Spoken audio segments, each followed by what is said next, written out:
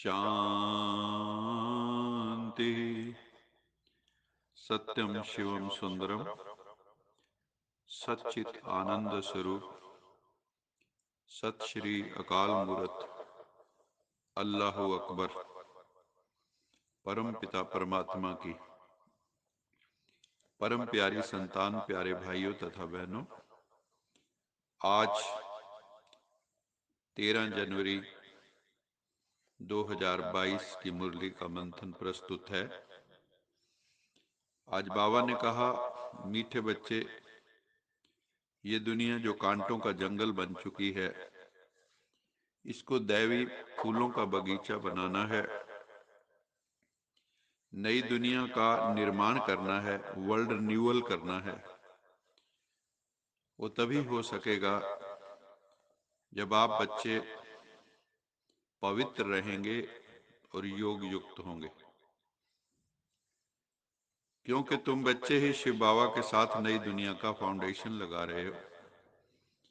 ये काम कोई साधारण नहीं है, बहुत बड़ा काम है। बाबा को आपसे कोई और हेल्प नहीं चाहिए, सिर्फ पवित्रता की हेल्प चाहिए। विकारों को बाबा को दान दे दो तो बाबा को बहुत मदद हो जाएगी। बस एक जन्म ही तुम आत्माओं से पवित्रता का दान मांगते हैं, ताकि नई सृष्टि की स्थापना हो सके। एक एक ब्राह्मण आत्मा हर कर्म में ब्रह्मा बाप के कर्म का दर्पण होना चाहिए। जैसे ब्रह्मा बाबा ने हर काम को परफेक्शन से किया, डिविनिटी से किया, दिव्यता से किया, संपूर्ण पवित्रता से किया, ऐसे हम बच्चों को भी जैसे ब्रह्मा बाबा थे उनके कर्म का हम भी दर्पण बन जाएं। ब्रह्मा बाप के कर्म आपके कर्म के दर्पण में दिखाई दें। जो बच्चे इतना अटेंशन रखकर हर कर्म करते हैं, उनका बोलना, चलना, उठना, बैठना सब फिर ब्रह्मा बाबा जैसा ही हो जाता है। हर कर्म वरदान योग्य होगा। मुख से सदैव वरदान ही निकलते रहेंगे। फिर साधारण कर्म में भी विशेषता दिखाई देगी। साधारण कर्म विशेष क्यों हो जाता है? क्योंकि उसमें अलौकिकता होगी, और वो अलौकिकता, डिविनिटी आएगी उस दिव्य परमपिता परमात्मा की याद से। तो ये सर्टिफिकेट सब ब्राह्मणों को लेना है कि हमें ब्रह्मा बाप की तरह संपूर्ण अवस्था को प्राप्त करना है। बच्चे जानते हैं कि ऊंचे ते ऊंचा भगवंत, कि भगवान सबसे ऊंचा है। उसका नाम है सदा शिव, सदा कल्याणकारी, स्वयंभू। स्वयं के कारण है, किसी और के कारण नहीं। खुदा, खुद के कारण है। गाते भी हैं शिवाय नमः। शिव को हमेशा बाबा ही कहते हैं, भोले बाबा, शिव बाबा, क्योंकि सारी दुनिया का वो बाबा है, सब बाबाओं का बाबा है।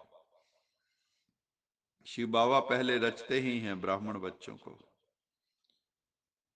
रचता एक है और रचना भी एक ही है, ये सारी सृष्टि।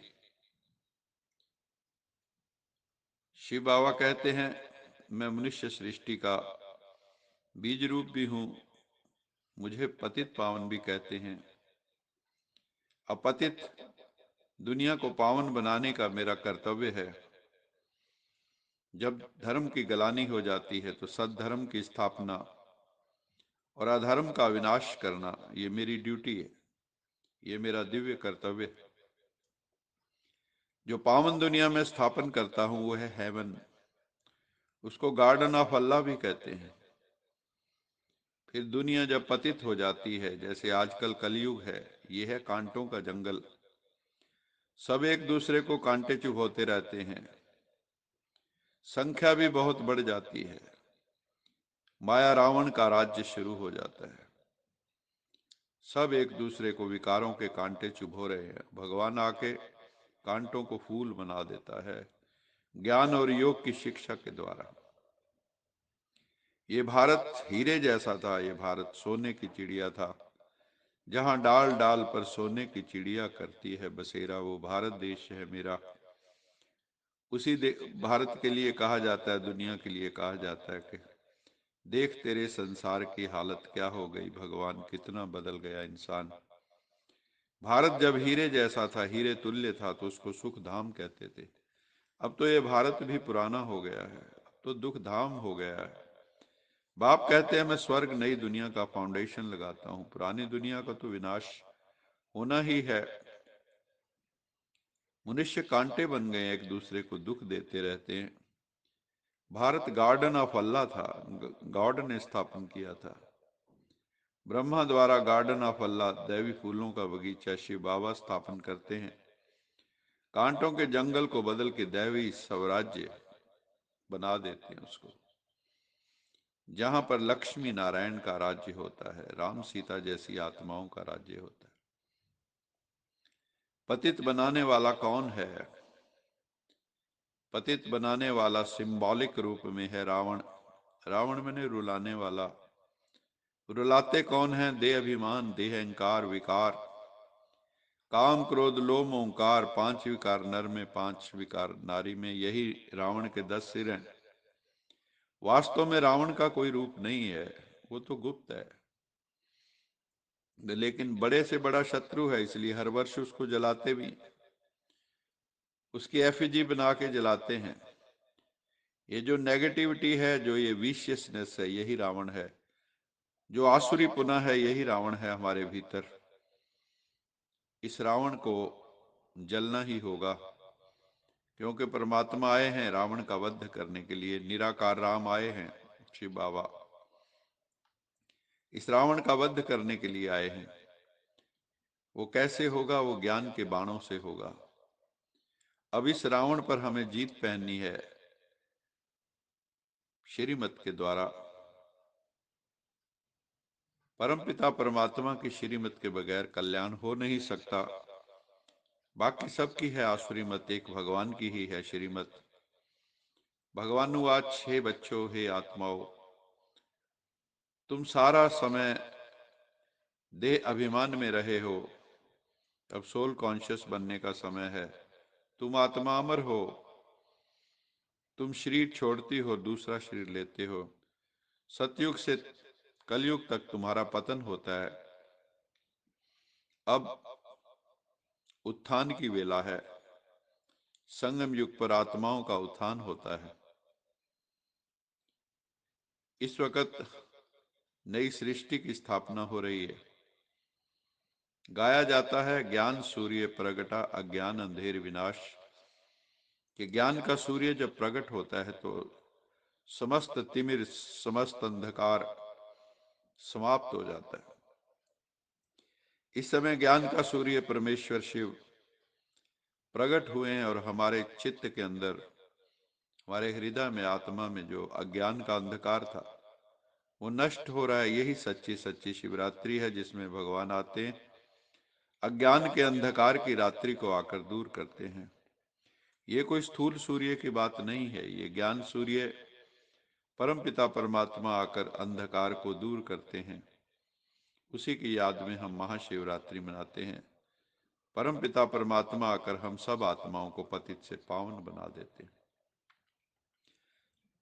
परमपिता परमात्मा का बच्चों से इतना प्यार है, जो सदा कहते हैं, प्यारे बच्चे, तुम जो हो, जैसे हो, तुम मेरे हो। ऐसे आप भी सदा प्यार में लवलीन रहो। दिल से कहो, बाबा जो हो वह सब आप ही हो, आप ही सब करता धरता हो।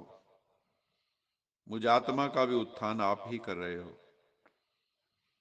कभी असत्य के राज्य के प्रभाव में तुम्हें नहीं आना है। अपने सत्य स्वरूप में स्थित रहो। भगवान वाच, सत्यम शिवम सुंदरम परम पिता परमात्मा यही कहते हम सब आत्माओं को, बच्चे तुम अपने सत्य स्वरूप में स्थित रहो, तुम अपने आनंद स्वरूप में स्थित रहो, तभी तुम सुख दुख से परे जा सकेंगे। योग युक्त होकर रहो। आज का स्लोगन है, अव्यक्त स्थिति का अनुभव करने के लिए बाह्य मुक्ता को छोड़ अंतर्मुखी और एकांतवासी बन जाओ। उसके लिए हमें भीड़ में रहते भी एकांत का अनुभव होना चाहिए और अंतर्मुखी होके चलना है। दुनिया की भीड़ में भी अकेले, लेकिन एक परम पिता परमात्मा से जुड़े हुए, बाह्यमुखी दृष्टि खत्म हो, अंतर्मुखी बन जाएं, क्योंकि अंतर्मुखी सदा सुखी। अच्छा, मीठे मीठे सिकिलद बच्चों प्रति माता पिता बाप दादा का याद प्यार गुड मॉर्निंग। रूहानी बाप की रूहानी बच्चों को नमस्ते। हम रूहानी बच्चों की रूहानी माता पिता बाप दादा को याद प्यार गुड मॉर्निंग और नमस्ते। सदा रहो हंसते, कहीं नहीं फंसते, बन जाओ फरिश्ते, बांध लो अपने बसते, चलो प्रभु के रस्ते। वाहिगुरु जी का खालसा वाहिगुरु जी की फतेह। बोल साचे दरबार की जय। लोका समस्ता सुखिनो भवन्तु। लोका समस्ता सुखिनो भवन्तु। लोका समस्ता सुखिनो भवन्तु।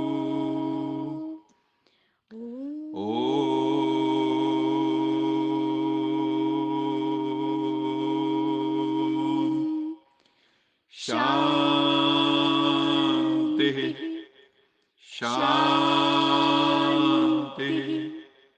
शांति।